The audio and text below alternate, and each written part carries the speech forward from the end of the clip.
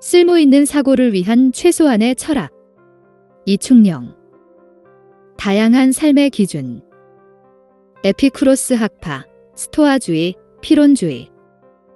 아타락시아. 우리가 아는 소크라테스, 플라톤, 아리스토텔레스로 이어져 내려오는 과거의 철학은 고대 그리스 철학의 전성기를 이룹니다. 이런 철학이 발전할 당시 시대의 특징은 이성에 대한 신뢰와 사회 변혁에 대한 믿음이 있었다는 겁니다. 애초에 서양 고대 철학의 가장 큰 인물이라고 할 수 있는 플라톤은 피타고라스 학파의 수학적 사고 영향을 아주 많이 받았으며 이성을 통해 인간 삶의 여러 핵심적인 진리를 발견할 수 있다고 믿었습니다.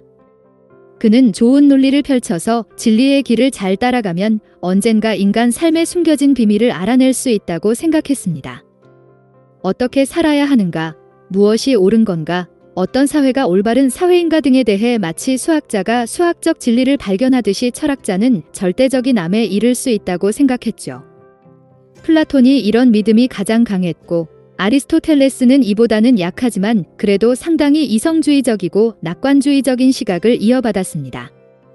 이것이 우리가 흔히 아는 서양 철학의 뿌리이며 근대 철학의 많은 사상도 비슷한 의식을 공유합니다.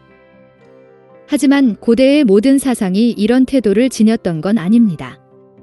사실 플라톤의 시대는 고대 그리스의 대표 도시 아테네가 민주주의 정치를 발전시키며 전성기를 맞던 때와 가까웠습니다. 어쩌면 이성에 대한 그의 강한 신뢰는 사람들의 논리적 합의를 통해 사회를 통치하려는 열망이 있던 시대상과 관련이 있을지도 모릅니다. 그러나 아테네의 전성기가 끝난 이후 서구 사회는 급격히 혼란에 빠져듭니다. 전쟁이 곳곳에서 일어나고 민주주의는 무너졌으며 이성적 대화보다 무력이 훨씬 더 중요한 상황이 됐죠. 그런 상황에서 적극적인 진리 탐구와 사회 변혁보다는 내면의 평정을 추구하는 철학이 발전했습니다. 마치 요즘 경제가 불안정한 상황에서 힐링이나 불안 극복을 다룬 책이 인기를 끄는 것과 비슷하죠. 이때 중요하게 부상한 개념이 아타락시아입니다. 아타락시아는 혼란이나 불안으로부터 자유로운 것을 뜻합니다. 고대 그리스 전성기의 철학에서는 인간의 행복을 논할 때 지적인 활동이나 윤리적인 탁월함을 중시했습니다. 즉, 인간으로서 타고난 고귀한 능력을 잘 발휘해서 지성적으로도 사회적으로도 훌륭한 사람으로 기능하는 걸 행복한 삶으로 생각했던 거죠. 적극적인 활동을 행복의 중심에 놓은 겁니다. 반면 그 이후 시대에는 약간 소극적인 방향으로 사상적 흐름이 바뀝니다. 겉으로 드러날 만한 훌륭한 성취를 이루는 것보다 혼란과 불안에 흔들리지 않는 걸 행복으로 받아들이는 움직임이 나타나죠. 아타락시아를 다뤘던 대표적 사상은 세 가지가 있습니다. 에피쿠로스 학파, 스토아주의, 피론주의입니다. 이들이 생각했던 아타락시아는 서로 조금씩 다릅니다. 에피쿠로스 학파에서는 아타락시아를 일종의 즐거운 상태로 해석하면서 행복의 필수 요건으로 봤습니다. 에피쿠로스 학파는 철학자 에피쿠로스를 시조로 삼아 즐겁고 평안한 삶을 사는 것을 인생 최대 목표로 보고 그 실천 방법을 탐구한 무리인데요. 에피쿠로스주의자들은 행복에는 감각적인 요소와 정신적인 요소가 필요하다고 생각했습니다. 그리고 그중 정신적인 요소가 곧 혼란과 불안의 부재, 즉 아타락시아라고 봤죠.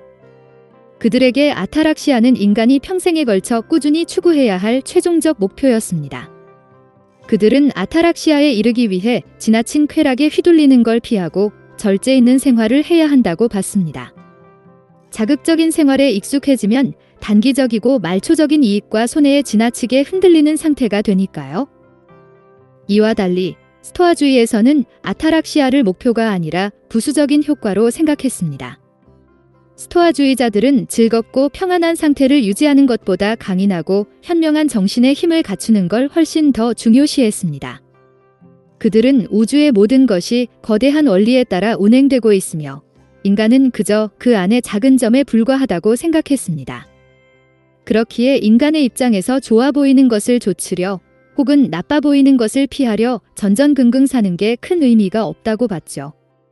그들은 이런 거시적인 관점을 갖추며 명상하고 일상에서 내게 나타나는 각종 현상에 현혹되지 않는 마음의 힘을 길러야 한다고 생각했습니다. 예를 들어 부모님이 돌아가시면 슬픈 게 당연합니다. 하지만 사실 부모님은 그저 우주의 원리에 따라 하나의 삶의 끝을 맞이한 것일 뿐이므로 슬퍼해야 할 절대적인 이유 같은 건 없죠.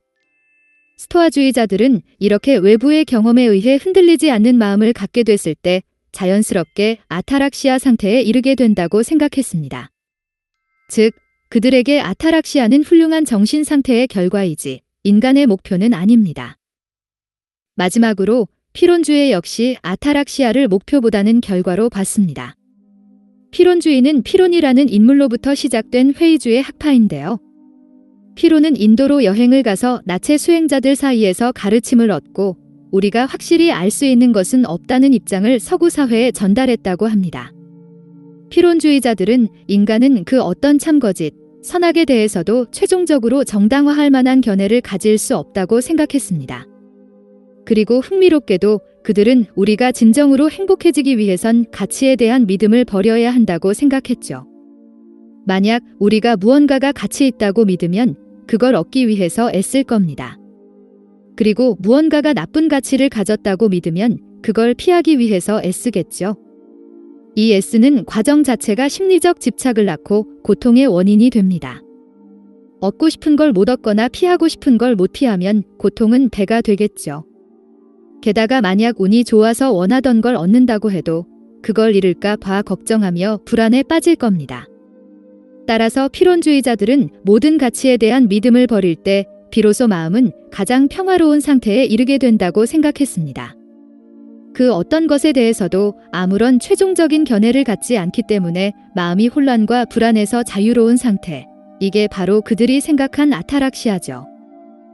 이런 점에서 필론주의는 에피쿠로스 학파 및 스토아주의와 큰 차이를 갖습니다. 에피쿠로스 학파에서는 즐거움이, 스토아주의에서는 정신적 힘이 좋은 거라고 여겼습니다. 그들은 가치 판단을 피한 게 아니라 무엇이 좋은 건지에 대한 확실한 견해를 갖고 있었습니다. 그리고 그런 확실한 길을 잘 추구할 때 아타락시아에 이르게 된다고 봤죠. 반면 필론주의자들은 그 어떤 확실한 판단도 피한 겁니다. 이런 유보의 상태가 아타락시아의 핵심이라고 봤죠. 아파테이아. 아타락시아와 자매품처럼 언급되는 아파테이아가 있습니다. 아파테이아는 감정의 부재를 뜻하는데요. 이 개념은 스토아주의자들이 주로 사용했는데 그들은 사실 아타락시아보다 아파테이아를 더 강조해서 다뤘습니다. 왜냐하면 그들에게 아타락시아는 훌륭한 정신의 결과로서 주어지는 것에 불과한 반면 아파테이아는 훌륭한 정신의 조건 그 자체이기 때문입니다. 평소 우리가 혼란과 불안에 시달리는 때를 생각해보면 외부에서 닥치는 사건과 나의 감정 사이를 구별하지 못하기 때문인 경우가 많습니다. 어떤 사건을 겪었을 때 즉각 어떤 감정을 느끼고 그걸 절대적으로 받아들이기 때문에 지속적인 고통에 시달리는데요. 외부 세계의 일들은 나의 의지와 상관없이 진행되고 감정은 어느 정도 나의 내부로부터 일어납니다. 따라서 감정은 내 의지로 어느 정도는 컨트롤 가능한 부분이 있습니다. 이 컨트롤의 가능성을 제대로 의식하지 못할 때 우리는 불필요할 정도로 강한 동요에 시달립니다. 스토아주의자들은 내가 할 수 있는 일과 할 수 없는 일 사이를 명확히 구별해서 이런 불필요한 감정의 날뛰임을 피해야 한다고 봤습니다. 아파테이아를 강조했다고 해서 스토아주의자들이 모든 감정을 피해야 한다고 주장했던 건 아닙니다. 일단 어떤 일을 겪으면 감정이 1차적으로 밀려드는 건 어쩔 수 없습니다. 아무리 마음 단련이 잘 된 사람도 약간의 감정적 동요를 느끼며 살아가기 마련이죠. 중요한 건 1차적으로든 감정의 필요 이상으로 휘둘리지 않으며 2차적인 혼란의 상태까지 나아가는 걸 피하는 겁니다. 쾌락주의. 서양 철학을 공부할 때 그 뜻을 오해하기 쉬운 단어가 쾌락입니다. 한국어의 쾌락은 그 자체로 약간 부정적인 의미를 갖습니다. 영어의 플레저도 마찬가지이긴 한데요. 그래도 한국어의 쾌락보다는 덜 부정적입니다. 쾌락은 대체로 부정적인 의미로만 쓰이지만 플레저는 그냥 즐겁고 기분 좋은 상태를 중립적으로 나타낼 때도 있죠. 서양 철학에서 쾌락이라는 단어는 중립적인 의미로 사용될 때가 많습니다. 물론 부정적 어감을 담아 사용할 때도 간혹 있긴 한데 기본적으로는 중립적인 의미라고 보는 게 안전합니다. 현대의 공리주의자들은 쾌락이라는 말을 아주 많이 사용하는데요. 그들은 한 사회에서 최대 다수의 최대 행복을 가져다주는 행위가 윤리적으로 옳다고 봅니다. 여기서 행복을 계산하는 가장 기본적인 방법으로 최대의 쾌락과 최소의 고통을 이야기하죠.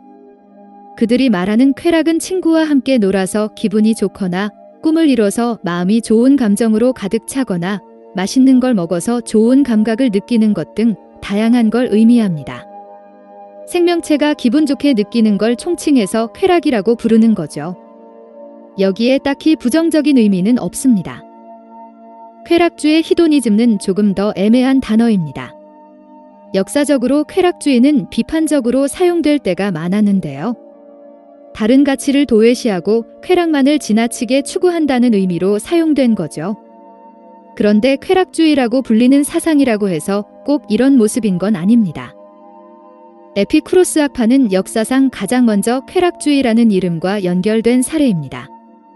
그런데 에피쿠로스 학파는 우리가 일반적으로 생각하는 쾌락주의의 부정적인 모습과 아주 다릅니다. 그들은 쾌락에 가장 좋은 가치를 부여했습니다. 쾌락을 좇아서 살아야 한다고 주장했죠. 여기까지만 들으면 방탕한 생활을 요구했을 것 같지만 결코 그렇지 않습니다. 그들은 오히려 절제하는 생활을 매우 강조했습니다. 에피쿠로스 학파는 즉각적이고 자극적인 쾌락이 아니라 오랫동안 안정적으로 지속되는 쾌락을 추구했습니다. 그리고 기분 좋은 상태가 장기적으로 유지되기 위해선 과도한 욕망을 부리지 않아야 한다고 봤죠. 그들은 기분 좋고 행복한 삶을 위해 필수적으로 채워야 하는 욕망은 매우 적으며 그것은 꽤 쉽게 채워질 수 있다고 생각했습니다. 그런데 거기에 만족하지 못하고 점점 더 많은 걸 욕망하면 채워지지 않는 갈증 때문에 고통받게 되죠. 이런 이유로 에피쿠로스 학파는 쾌락주의라는 이름과 어울리지 않게 금욕주의로 이어지기도 했습니다.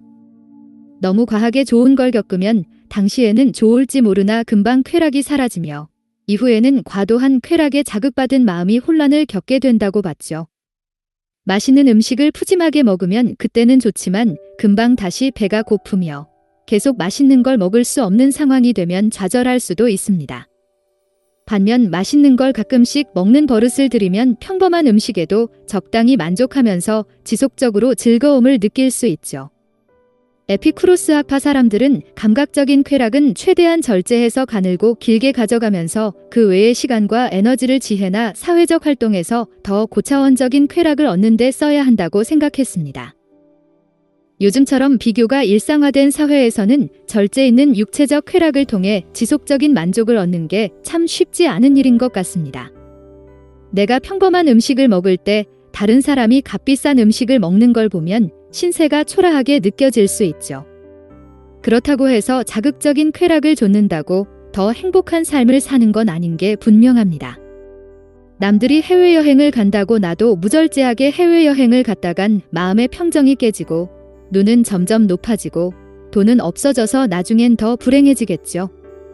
에피쿠로스 학파식 쾌락주의가 현대사회에서 실천하기 정말 어려운 건 맞지만 이런 절제하는 쾌락주의를 배우려고 노력할 필요가 있어 보입니다.